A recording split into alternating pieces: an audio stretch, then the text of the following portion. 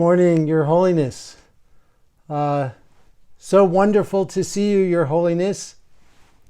I hope you're feeling well and all is good. We miss you. We miss seeing you in person. Thank you. Thank you. Your Holiness, it's been 20 years since our meeting in Dharamsala on destructive emotions. And that was a meeting that we feel changed the field of science in which we work. And you gave us many inspiring suggestions, and you requested certain kinds of investigation, and there has been much progress over the last 20 years. Before that time, Your Holiness, there was no investigation of the effects of mind training on emotion. And today, there are literally hundreds of scientific studies that have been focused on the effects of mind training on different aspects of emotion. And we can trace that to this Mind and Life meeting in 2000 in Dharamsala. And yet there's still so much we don't know, as you often remind us, Your Holiness, when it comes to Western psychology and neuroscience. Our understanding of the mind is very small. So we have many questions. So I will begin this evening and ask Your Holiness, in Western psychology and in neuroscience, we use the term well-being, which means genuine happiness. Genuine happiness has been described in different ways, although there is a lack of agreement on what the key factors are that make up genuine happiness.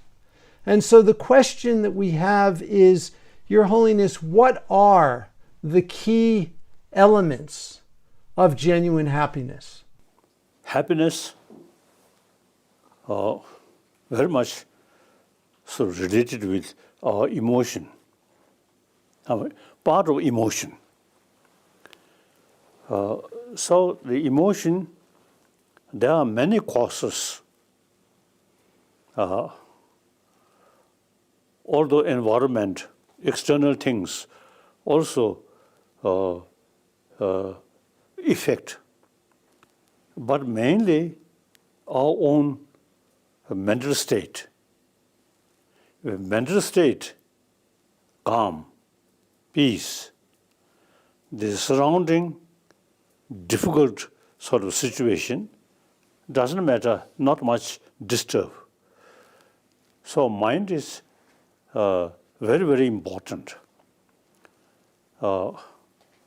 And then one good thing is mind can train. Through training, those destructive emotion try to reduce. Constructive emotion can increase. Positive emotion, very much based on reason. Negative emotion, just emotion, no reason. So long run, you see, through training, you see, our mind emotion can change. All those destructive emotion can reduce. Finally, can eliminate the positive emotion, such as the Sanskrit word karuna, compassion. You see, we can develop infinite way. Some scientists say that we are social animal. So any social animal is some kind of, by nature, the society, the group is basis of your own life. So therefore, any social animal, some kind of sense of concern of their own group. So we human being, social animal, obviously from birth, you see, our life entirely depends on mother's affection and family affection. So we all, by nature, since, you see, our own sort of also the life very much depend on your own group. So you have to take serious concern about the group which your life entirely depend. Looking from that way, we should be more compassionate. Compassion should not consider something religious thing. Is it related with the society, the humanity, like that? Thank you for that beautiful teaching. When you've used the term destructive emotions in what you've said, when we first had this meeting 20 years ago, you yourself requested specifically that we talk about destructive emotions. When psychologists think of what makes an emotion destructive, they say it's when it leads someone to harm themselves or another person. In the meeting, though, another standard came up. It was emotion was destructive when it distorts our perception or disturbs our peace of mind. Your Holiness, my question for you is, what do you think makes an emotion destructive? 그래서 녀몽 타는데 destructive 세조와 네베릭진 세지. 디 녀몽이야 녀몽 destructive 세조와 destructive emotions 네베릭진 그 녀몽 세대. That's 소와되게디 아니 네베릭진 차에디 유라 친줄로도 통해 차네 숨고요래 유라 친줄로도 통하다 아니 수수 샘기 시대데 토바체 돈에 공부시기요나 야고 용초도 있게 연대가라 그 첼레리아 아니 시안을 내버체다 랑을 내버체기 자기 연구요 바인자 단 destructive 세델이야 공부한데 시기요나스 emotion 그래서 미점도 마세베 이제 소샤 튼두 순절로 지고 대원되어도 동해 민도 비슷하래. Characterization of a particular state of mind as a destructive or constructive really has to be understood in relation to our basic disposition of a sentient creature. And it's not something just we human beings have, but all sentient beings have this natural the drive to seek happiness and wanting to avoid suffering. So anything that leads to that is contrary to this disposition can be characterized as destructive in a broad sense. And when it comes to our disposition of wanting to be happy and not wanting to suffer, this is something that we don't have to logically prove. It's a fundamental fact of a sentient creature, not just us, even animals, and particularly this, social creatures. And we know, for example, like many of the more constructive states of mind are related to our social nature, because they have to do with more, harmonious relationship with your social members of the social group. So in human relationship also, we see many of those states of mind that tend to be more constructive are the ones that promote that kind of relationship and social life. So that's one really way of talking about this. And this also reminds me of my wish when I talk about these things to really couch them more in secular terms, secular universal terms than religious or Buddhist, specifically Buddhist terms. And the importance of that is then we will develop a language that will be more universal, that can be brought into the school setting and education system.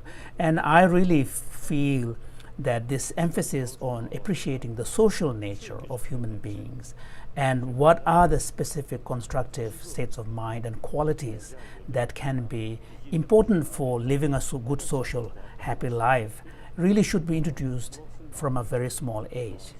so that they become part of an education curriculum. And I normally speak of emotional hygiene because everybody takes care of their physical health and physical hygiene. So something like emotional hygiene really needs to be brought into the school system, education system. And umunjugwe chigdi dum debuji yagodo gade the kongju sebe ina ene miduk susu cheje tabo member ji. So and also as part of this education should really include bringing common sense in a very powerful way, and demonstrating how the destructive aspects of some of these emotions can manifest and destroy relationship. There's a beautiful lines where Chandrakriti, in extolling the virtues of patience and forbearance, he gives the example of how when it's opposite, like anger and hatred takes over, how physical behavior and it changes. And he talks about how, when strong anger arises, even your face assumes an ugly demeanor. So even though you might have prepared yourself to go out and looking really good, but if you're angry, your angry face with the frown and everything makes you look ugly and unappealing. And even if you force yourself to smile when you are angry, the smile comes out as some form of a pretense or a sarcastic smile. So, and then of course, anger immediately destroys friendship and relationship and so on. And patience and forbearance sometimes may be more challenging because, sometimes adopting patience and forbearance involves putting up with certain hardships. But the payoff is really great because those who are able to bring patience and forbearance and, rooted in compassion, they have a greater sense of ease, they have more joy, they are more fun to be with. People like being around them. So those are really, common sense. Of course, Chandrakriti is talking in a Buddhist text, but these are really common sense. And these really need to be part of the secular education, promoting the values of these constructive emotions. So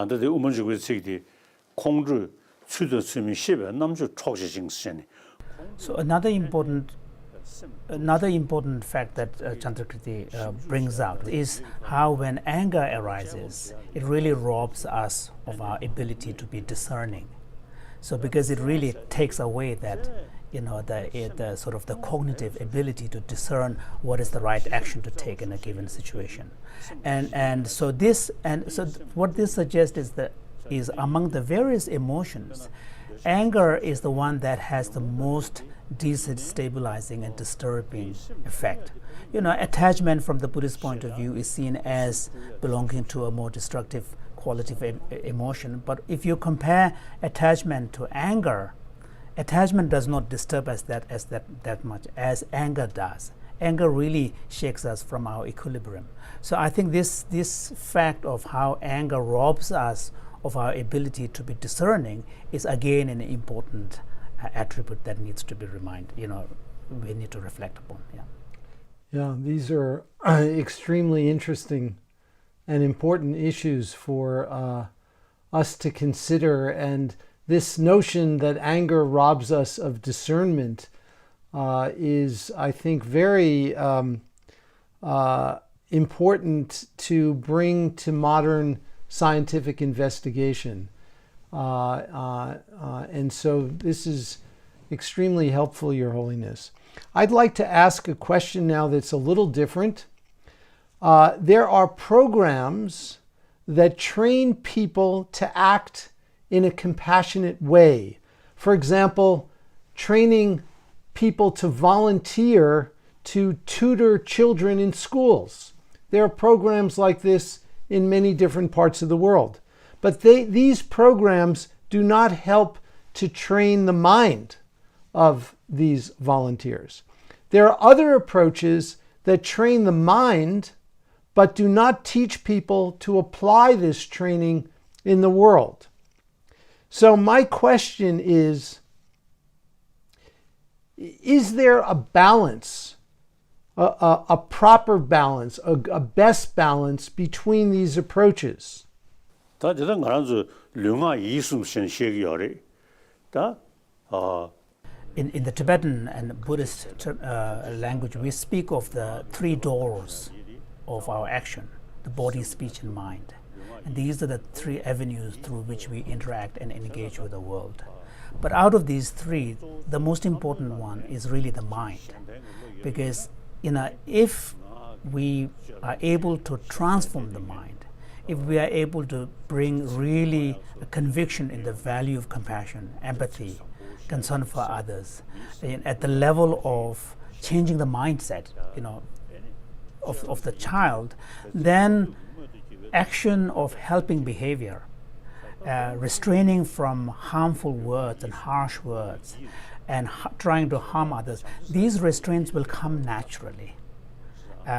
So I think that between the three, the speech, body, speech, and mind, the emphasis really has to be on the mind, on the mental level. And in any case, when we are talking about bringing the education of the heart, we are talking about the qualities of the heart, like loving kindness, empathy, affection, kindness, and so on. So here already we are talking about qualities of the mind, and those qualities of the mind has to be cultivated with an approach that prioritizes a mental training. 둔두스 깨자야 나로리야 작업 세 가소래. So if we look at the three doors of our action, body, speech, and mind, at the level of body, of course we can imagine or understand certain types of bodily action which has completely neutral, morally neutral action, and that may not require even a conscious intention, something that just body kind of a mechanical motion of the body. But compared to body, speech is way more sophisticated, because human speech, if we compare to the speech of animals, the birds, they sing a lot, but we can see that when there is a danger, there's issue sounds that are particular kind. When they are trying to attract mates, they are issuing sounds in a particular way. So there are some variations which are important part of their life, but compared to human repertoire of speech, the animal's speech is actually quite limited. But humans have such a rich repertoire of speech that even though if we are trying to hurt someone, even though we may not use harsh words, and the words that we're using sound good, but we can say things in a way that really hurts someone, in a sort of in an innuendo or some kind of implicit manner. So human speech is very sophisticated. So therefore, for practitioners particularly, paying attention to your speech, being mindful of your speech is considered very important, because that is an important part of a social life. Now, compared to speech, the mind, the mental world is even more complicated and complex. And in any case, both speech and bodily action, both of them, those that matter, morally significant actions of speech as well as physical action, really are coming from a state of mind, an intention or a motivation. So I think when we talk about bringing compassion and kindness in a school curriculum, I think the emphasis really has to be at the level of mind, intention, and motivation. So, for example, if we have the intention of compassion, then we will naturally choose words that is more constructive, that is more beneficial, that's less hurtful. So the intention and the motivation really defines the constructive or destructive nature of the action and of both speech and body.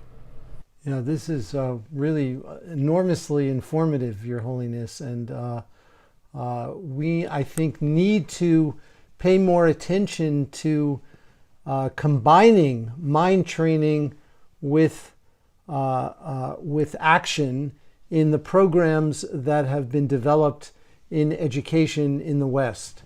And so that's very, very helpful. So thank you.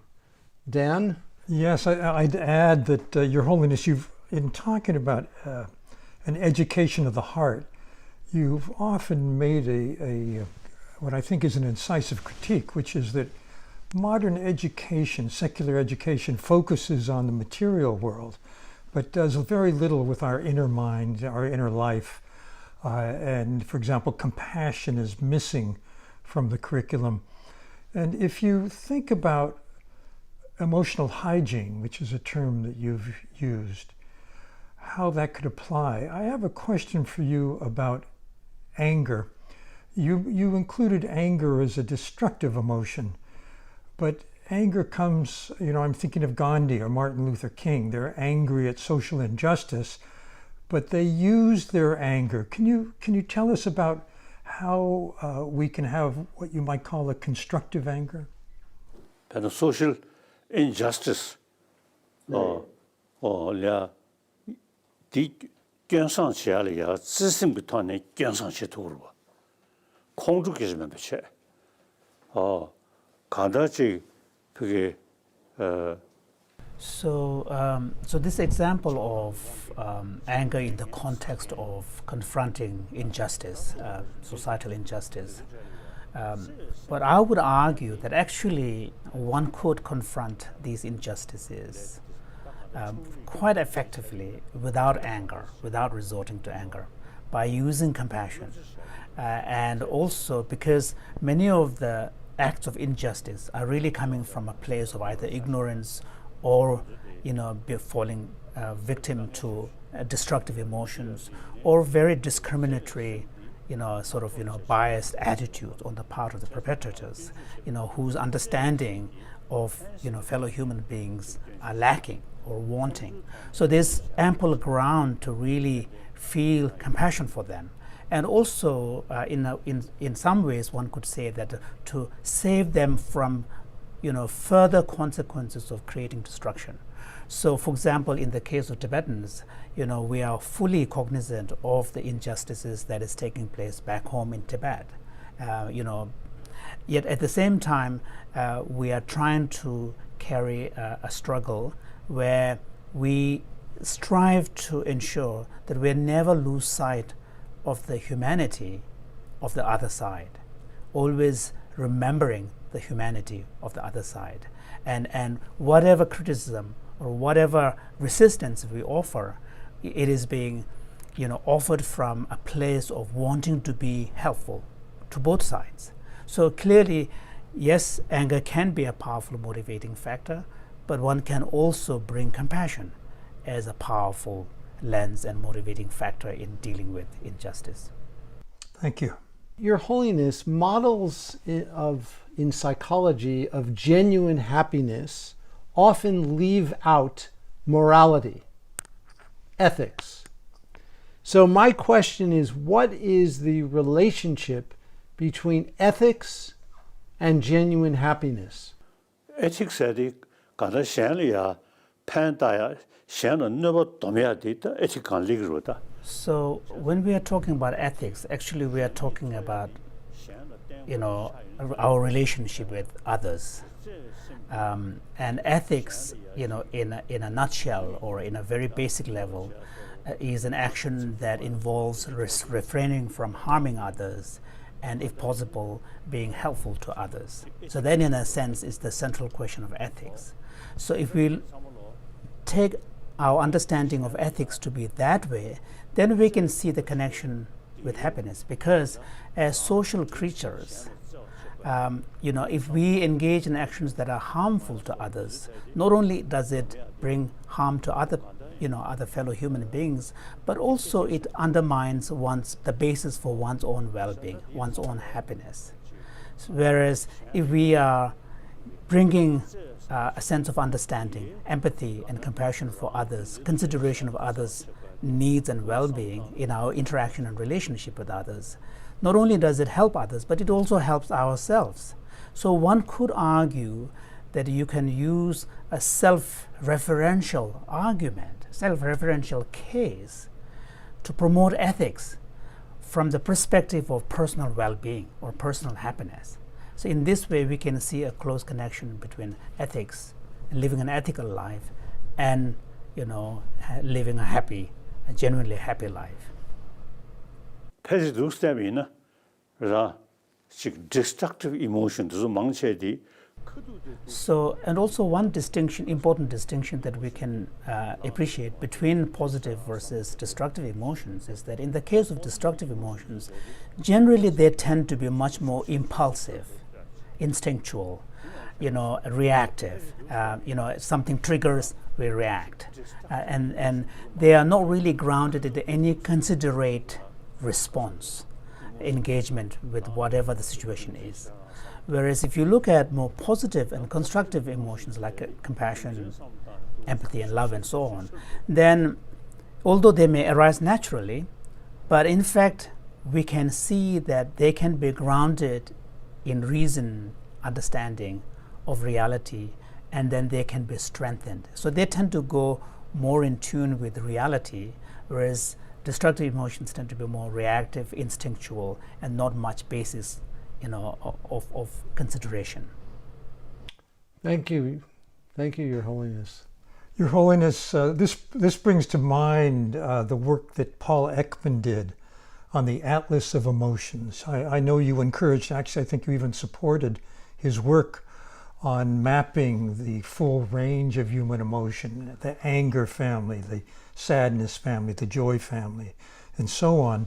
Why do you think it might be helpful for us to understand the full range of human emotion? That's my question. 인지식 나라래야 나 삼루 지글로이 지 캡을 뿌리 맨다 여버디디. But the reason why I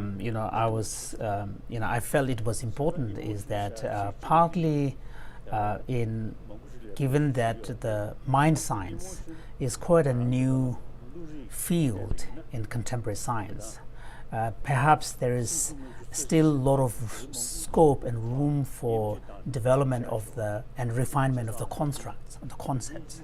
So because, for example, the word emotion is quite used liberally, and because we use the word emotion liberally, people seem to get the idea of some kind of monolithic sort of world which is called emotion, and everything is lumped in there. Whereas if you look at the Buddhist approach to understanding the mechanics of the mind, if you want, for example, in Abhidharma psychology, there is a whole classification of known as mental factors. These are the modalities functionally defined in ways in which the mind engages with the world. So there, for example, in one of the influential Abhidharma system, there's a list of 51 such mental factors. And within these mental factors, if you look at them, they are not only clearly defined, but their functions are identified. Their interrelationship with other mental factors are identified. Their behavioral expressions are identified.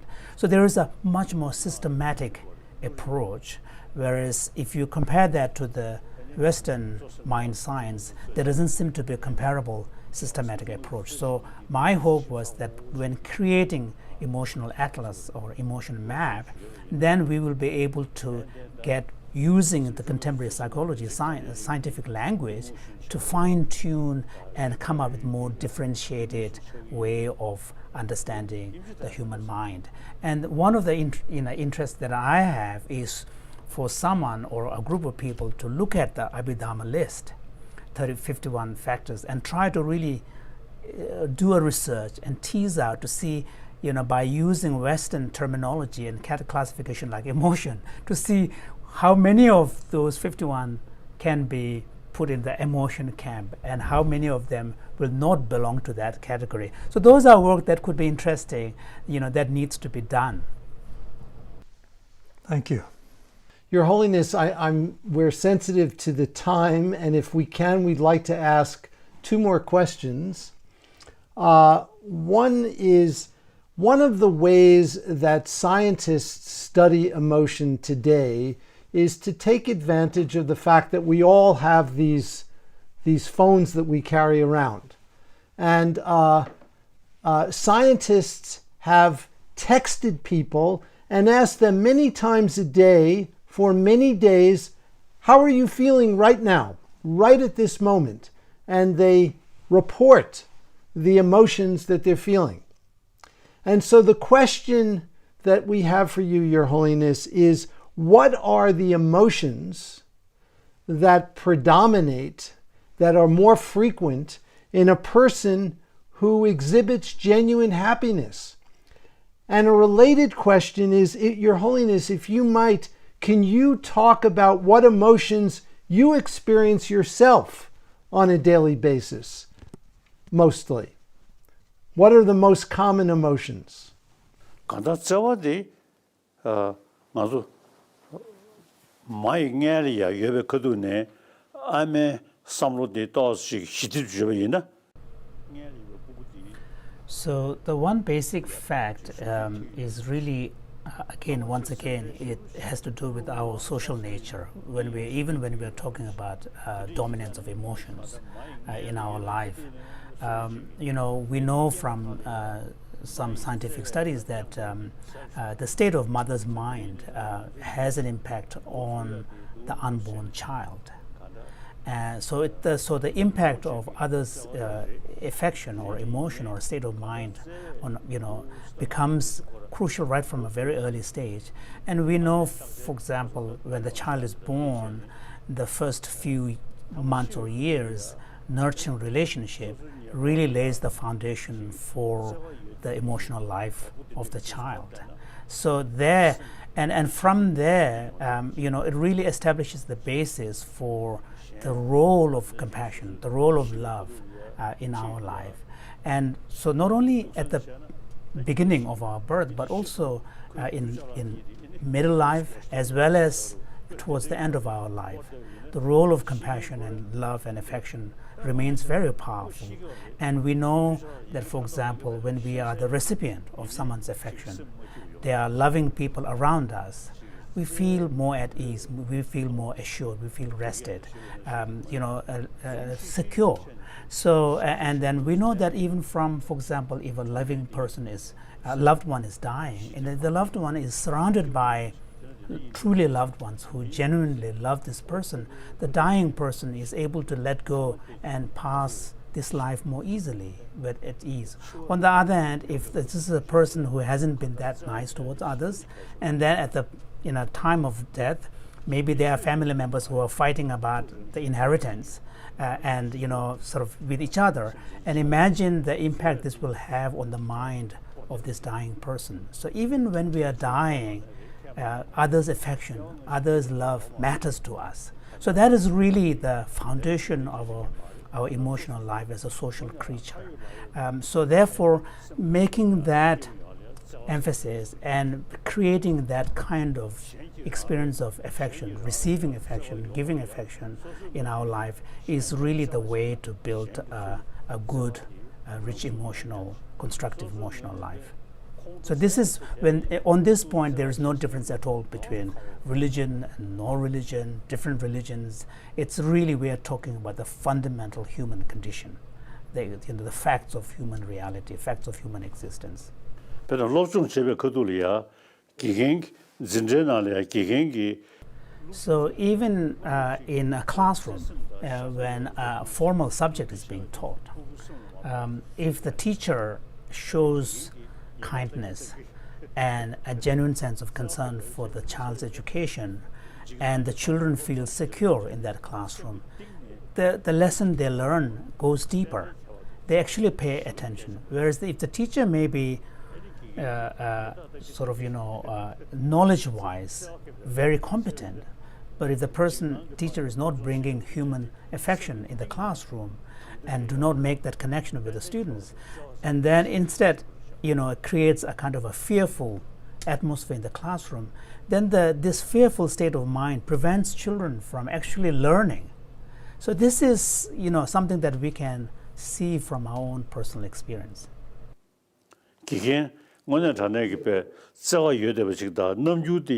So for example, if there's a teacher who's popular, who's kind and who's gentle and engaging, the children love going to that classroom. Whereas if the teacher is someone who's stern, cold, and in fact short-tempered, and loses temper, easily, then children, instead of looking forward to going to the classroom, the moment they have to go to that class, they feel as if the sun has set. so that's the a very natural human attitude and response. Yeah, there's actually good scientific research that is very consistent with this, Your Holiness. So this is really a wonderful description. Thank you. One final question, Your Holiness. It's along these lines. If we're social animals, and if warmth and warm-heartedness is so important, and if there are 7 billion people on the planet, given the oneness of humanity, how can we make the leap from loving people we care about and know to loving everyone? 这样的俺说让切数这话的也不切，但这里也吸入个朝鲜呢，这话的加起来东西用头要多个。 So here the important thing is, as we spoke about earlier, the compassion is a natural human quality. This is something that we are biologically given. So the ability to have a sense of concern for others' well-being is there as a part of our natural inheritance. And yes, you're right, generally we tend to reserve it for a small circle of people. But here, when we are trying to expand the scope of this natural compassion, we need the aid of wisdom. And so here the wisdom, by wisdom what I mean is to really use our rational thinking. For example, understanding first of all that just like myself, everybody on this earth wishes to be happy, do not want suffering. And furthermore, to really appreciate that, in this today's reality, the welfare and the interest of everybody is so intertwined. There is no longer a real basis for making hard differentiations of east versus west or south versus north. So the whole world is so interconnected and interdependent. So if we are serious about our own welfare and our own community's well-being, we need to take serious concern about the well-being of others. So this deep interconnectedness of today's reality is something that needs to be brought by understanding and wisdom. And also to appreciate that in the past, situation may have been different because countries and small tribes and communities may have been able to remain autonomous. So in those kind of situations, maybe there is a case to be made for not caring about what goes beyond your border. But in today's world, those kind of situations have completely changed. So this, I think, is an important point. And furthermore, from our own personal, from one's own personal well-being, the moment you are able to connect with someone at the basic human level, a shared human level, the awareness that just like myself, this person too wishes to be happy, do not want suffering. If we bring that awareness, then it really opens up a much more easy way of interacting with everybody. So in my own personal case, I had the privilege to travel extensively, and whenever I'm in a different place, different ethnic groups, different communities, different cultures, different languages, different religions, but I always relate first and foremost at the fundamental human level. I know at that level, on that level, just as myself, this person in front of me wishes to be happy, do not want suffering. So if I'm able to relate at that level, there is a sense of ease. There is a naturalness, and I can bring my best and bring the compassionate heart in that interaction. And the expression comes out in the form of a smiling, and humans smile towards other smiling human beings. That's a sort of a natural human response. So I think just using this kind of reasoning, this wisdom, there's clearly, there is a basis where the natural compassion can then be expanded to include, so that when we begin to use the word we, that we will cover everybody on this earth. So our sense of we and us really should cover the entire 7 billion human beings. Yeah. So now today, whole world is, as I mentioned earlier, east, west, north, south, all have to live together. So we should keep oneness of human being of this planet. We have to live together. So no longer fight each other. Senseless. Occasionally some sort of disagreement. Then through dialogue, you say try to solve, not through weapon. So thinking this line, you can really develop peaceful world, a demilitarized world. That should be our aim. So we all have common responsibility to build happy humanity on the basis of consider oneness of 7 billion human beings. Thank you. Thank you, Your Holiness. This is very beautiful, very profound, very helpful. On behalf of everyone, we want to thank you for taking the time. Thank you. Thank you. Thank you. Thank you. Thank you.